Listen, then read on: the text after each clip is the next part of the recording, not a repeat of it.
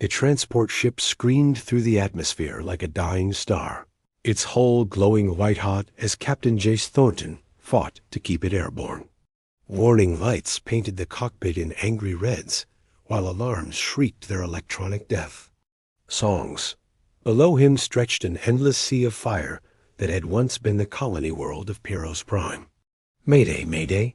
This is evacuation transport, 77 Alpha. Jace spoke into his comm, voice steady despite the chaos around him. Engine failure.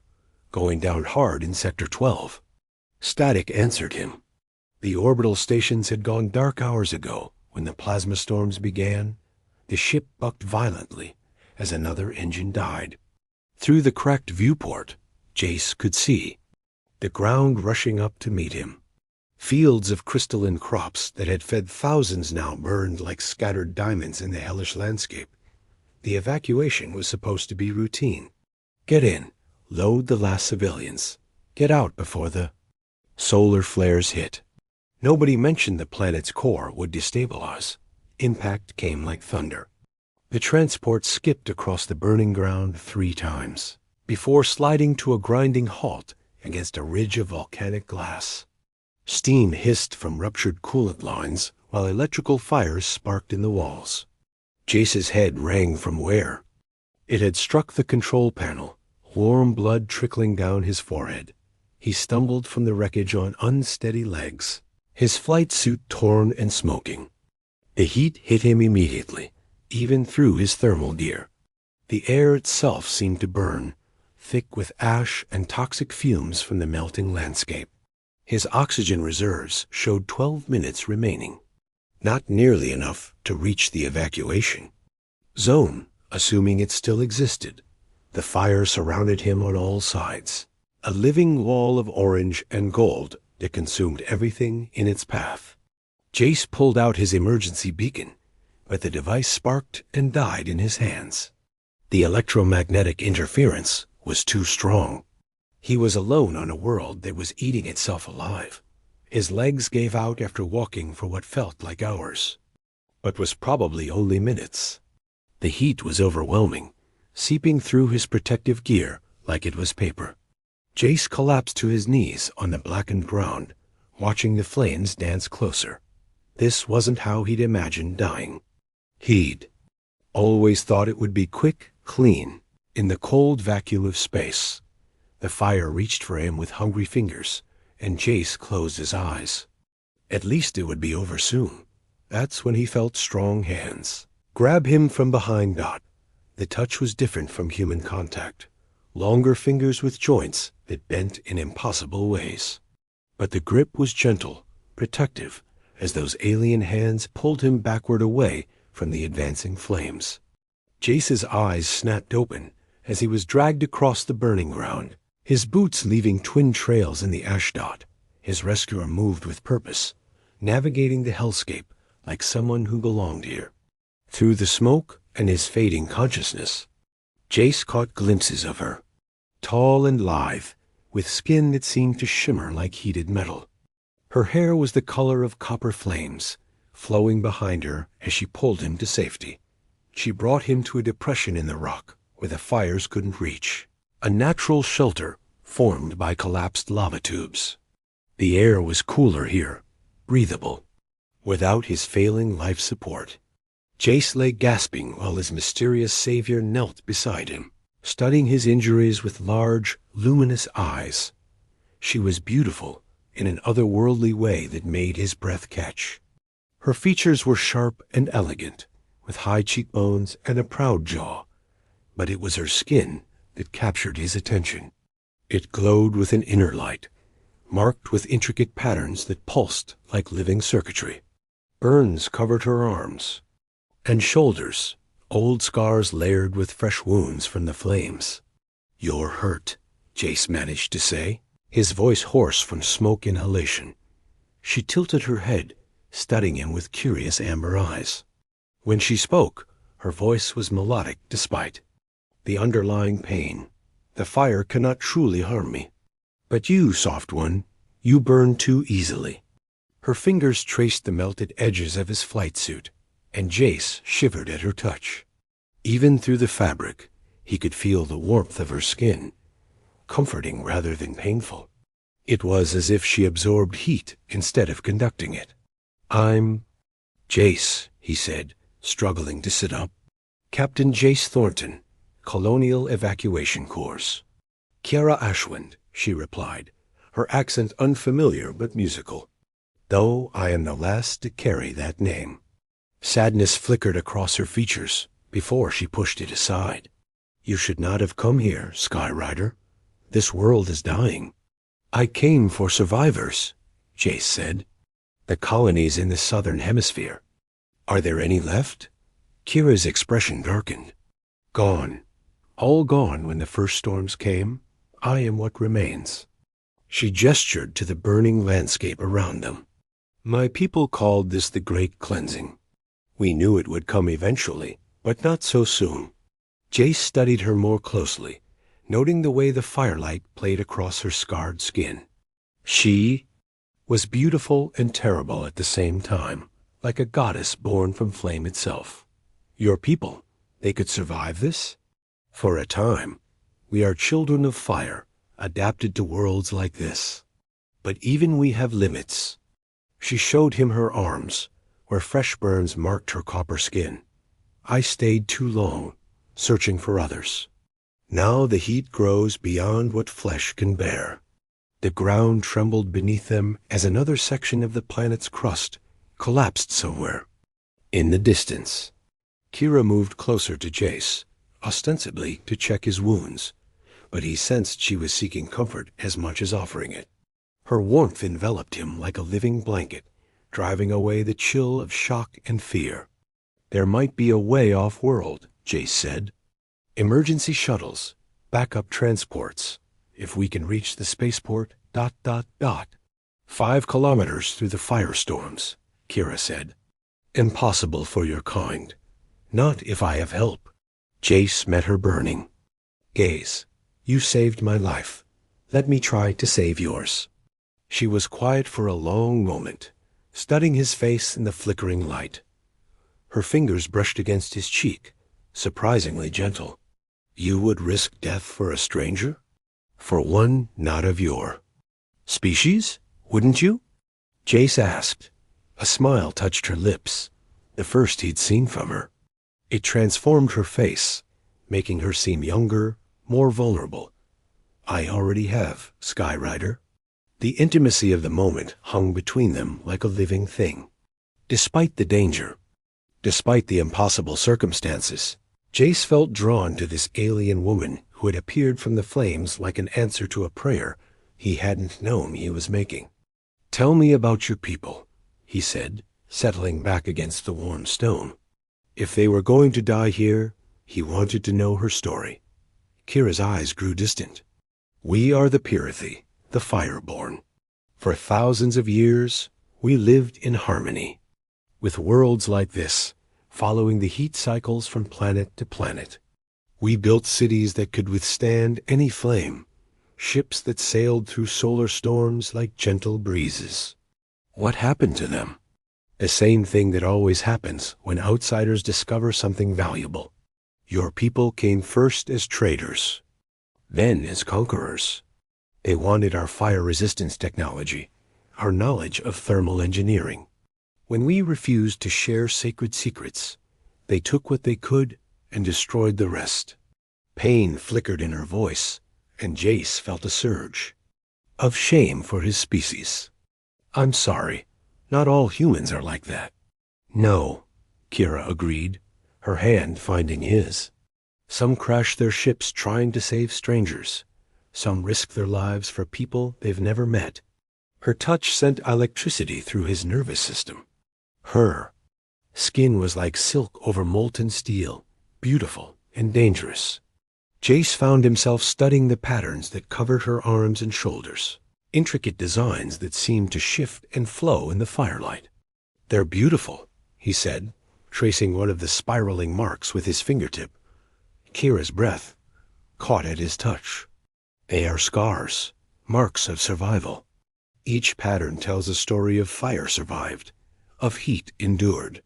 Then they're proof of your strength," Jace said. Beautiful because of what they represent, not despite it.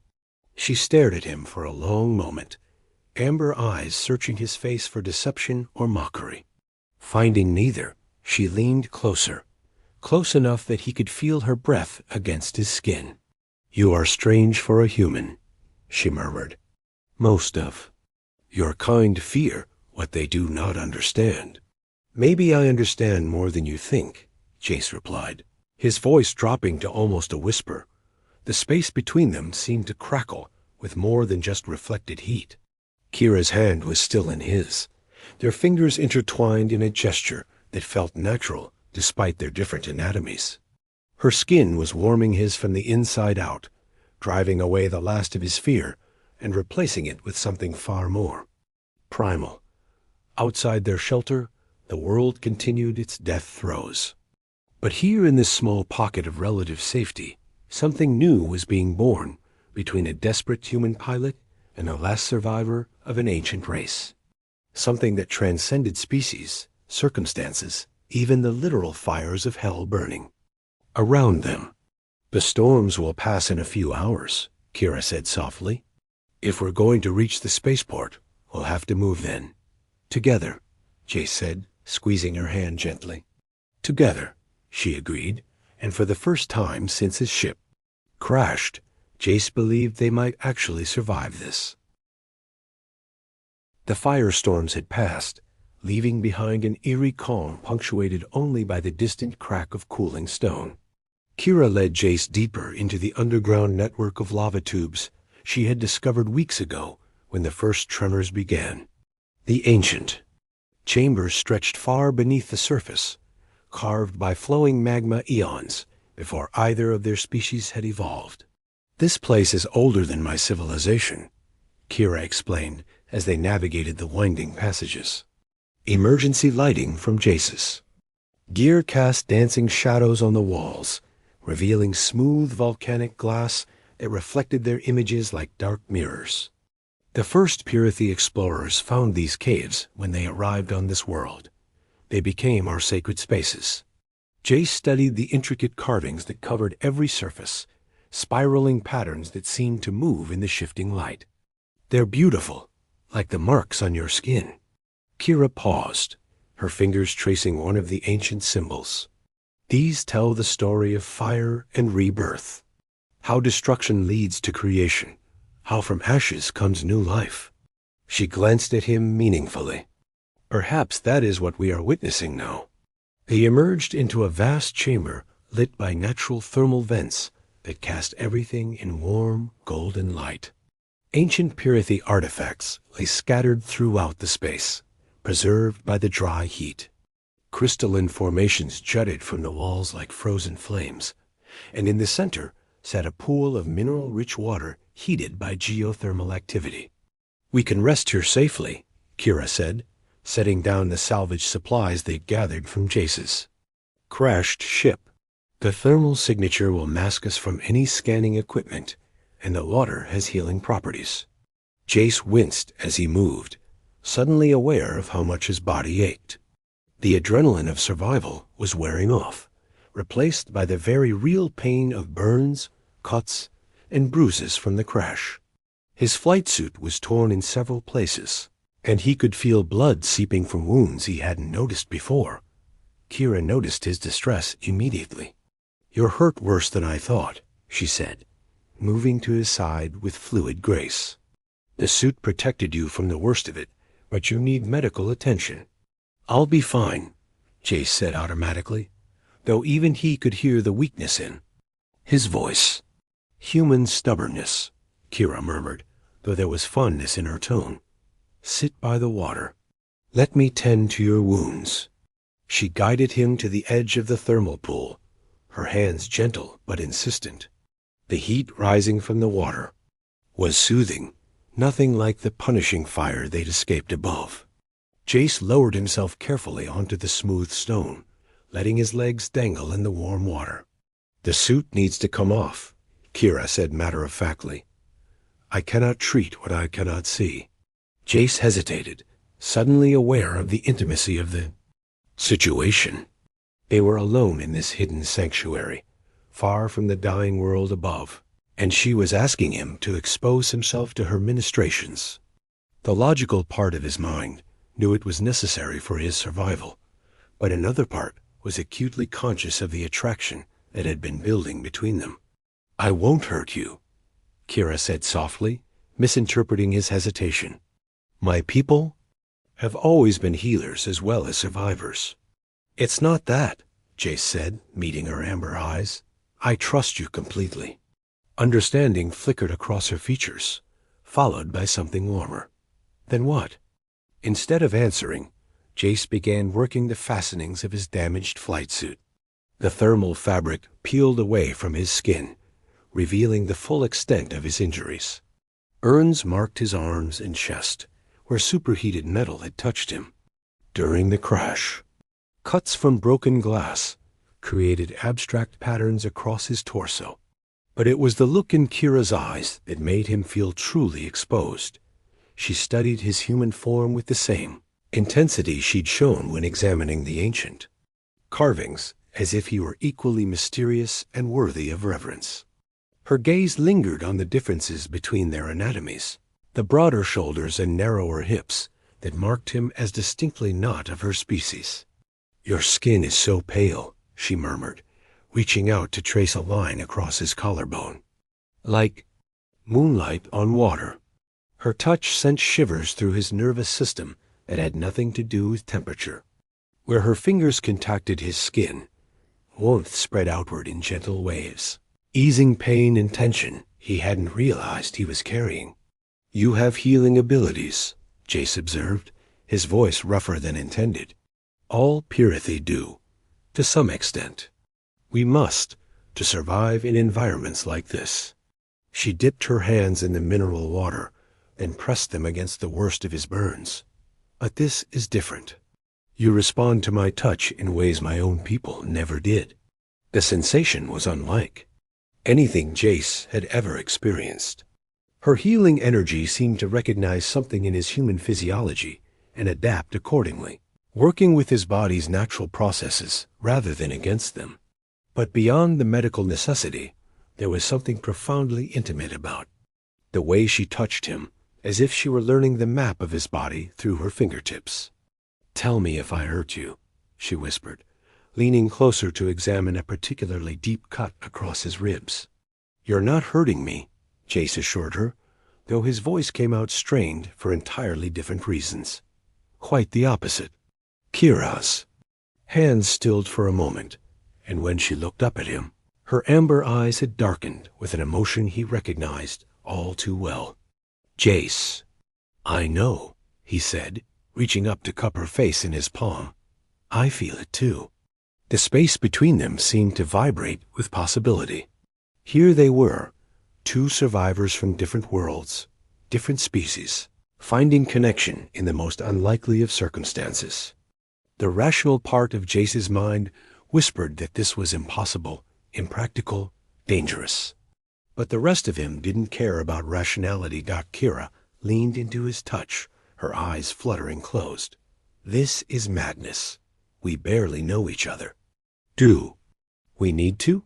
Jace asked. "Sometimes the heart recognizes what the mind hasn't caught up to yet." She opened her eyes, studying his face with an intensity that made his breath catch. "In Pirathi culture, we believe that souls can be kindred across any distance, any difference. That fire calls to fire, regardless of the form it takes." "Then maybe that's what this is," Jace said, his thumb tracing the elegant line of her cheekbone. "Fire calling to fire." Kira's response was to lean forward and press her lips to his, a kiss that tasted like smoke and starlight and promises of things yet to come. Her mouth was soft and warm against his, but there was nothing tentative about the way she kissed him. It was a claiming, a declaration, a challenge all rolled into one. Jace responded with equal passion, his free hand tangling in her copper flame hair as he deepened the kiss. She was straddling his lap now, her knees on either side of his hips. As she pressed herself against him, the heat of her body was intoxicating, warming him from the inside out in ways that had nothing to do with her healing abilities. When they finally broke apart, both were breathing heavily. Kira's forehead rested against his, her eyes searching his face for any sign of doubt or regret. "No taking it back now," she whispered. "I don't want to take it back," Jace replied fiercely. "Whatever happens next, whatever we face up there, I want to face it with you." She smiled then, radiant and beautiful, and Jace felt something shift in his chest. This wasn't just attraction or the adrenaline of survival. This was something deeper, more fundamental. In finding each other, they had found a reason to fight, to survive, to hope. "The water," Kira murmured against his lips. "It will help heal you faster." Without breaking eye contact, she slipped into the thermal pool, the heated water embracing her like a lover's caress. She held out her hand to Jace, an invitation and a promise all at once. He didn't hesitate. The water was perfect, hot enough to be therapeutic without being painful. But it was the feel of Kira's body against his that truly took his breath away. In the water, they moved together like dancers, performing a choreography written in their DNA, every touch electric, every caress a revelation. "Tomorrow we escape this world," Kira whispered as they held each other in the healing waters. "Tonight we escape into each other." And in the hidden sanctuary beneath a dying planet, two souls from different stars found their own version of heaven in each other's arms. The ancient Pyrrhithi carvings seemed to pulse with approval, as if blessing this union of fire and determination. Alien grace and human stubbornness. Outside, the world continued its death throes. But here in their private paradise, Jace and Kira created something new from the ashes of everything they had lost. Something worth fighting for, worth living for, worth crossing the galaxy to protect. The morning brought no sun, only a gradual lightening of the ash-choked sky visible through cracks in the cave ceiling. Jace woke to find Kira curled against his side, her copper hair spilled across his chest like liquid fire. In sleep, she looked younger, more vulnerable, the weight of loss temporarily lifted from her features. He didn't want to wake her, content to lie there, feeling the steady rhythm of her breathing against his skin. The thermal pool had done its work. His injuries were nearly healed, leaving only faint marks where serious burns had been hours before. But it was more than just physical healing that had occurred in their underground sanctuary. "You're thinking loudly," Kira murmured without opening her eyes, a smile playing at the corners of her mouth. "Sorry," Jace said, pressing a kiss to the top of her head. "Just processing everything that's happened." She lifted her head to meet his gaze, amber eyes warm and alert. "Having second thoughts about your alien lover? About the alien part? Never." Jace traced the spiral patterns that decorated her shoulder, marveling at how they seemed to shift color in the changing light. "About the timing? Definitely. We should be planning our escape. Not ... double quotes? Not falling in love?" Kira suggested, raising an eyebrow. The words hung in the air between them, heavy with implication. Love. Such a simple word for something so complex, so dangerous, so absolutely essential to what they had discovered in each other's arms.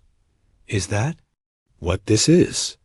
Jace asked, though he already knew the answer in his bones.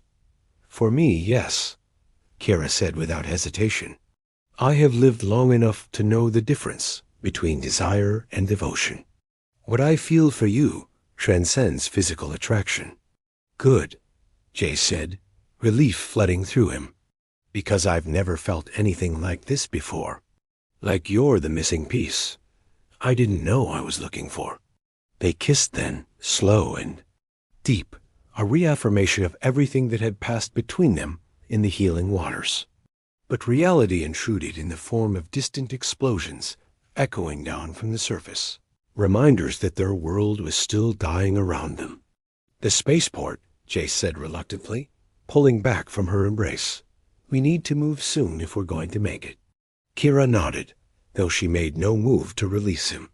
There will be patrol ships, automated defenses. Even if we reach a functioning transport, getting off-world won't be simple. You're forgetting something important, Jace said with a grin that was pure human confidence. I'm not just a cargo pilot.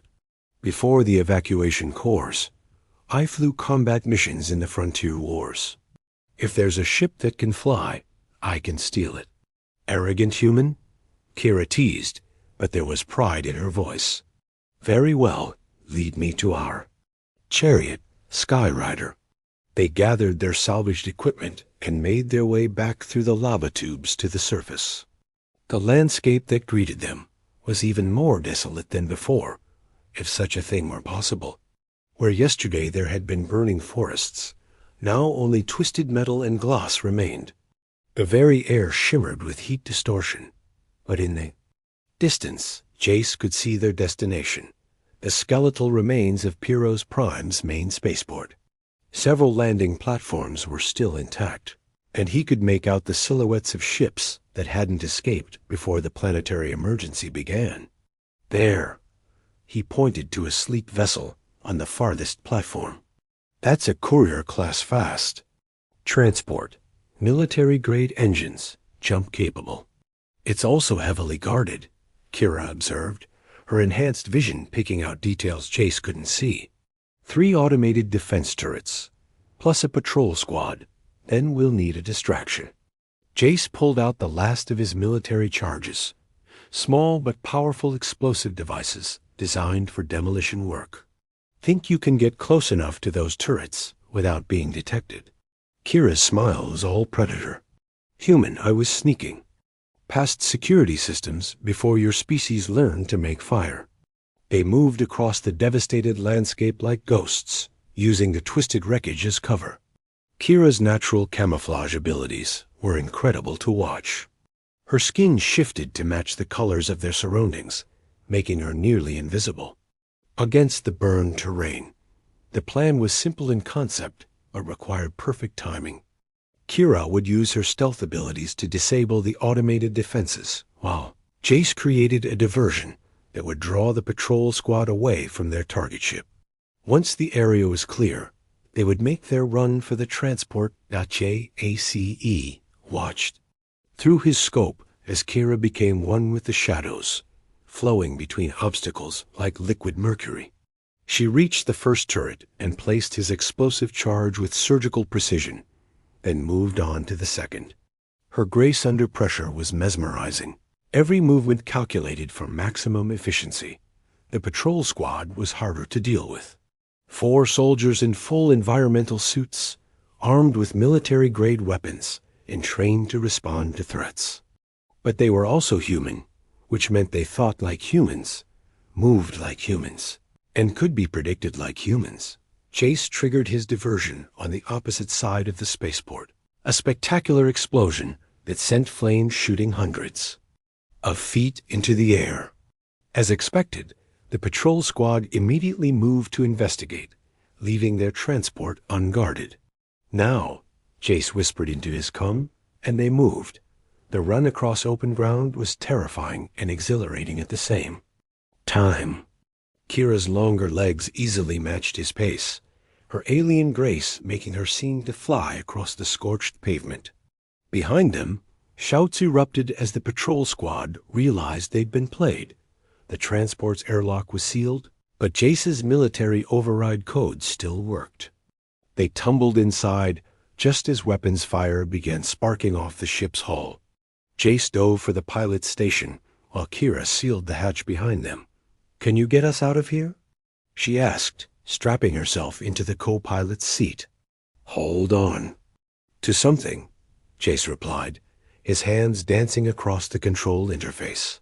The engines came online with a satisfying roar, and he felt the familiar thrill of a ship responding to his touch. The takeoff was violent and chaotic, with defense batteries tracking them and missile locks screaming warnings. But Jace had learned to fly in combat, and this battered transport handled like a dream compared to the evacuation ships he was used to.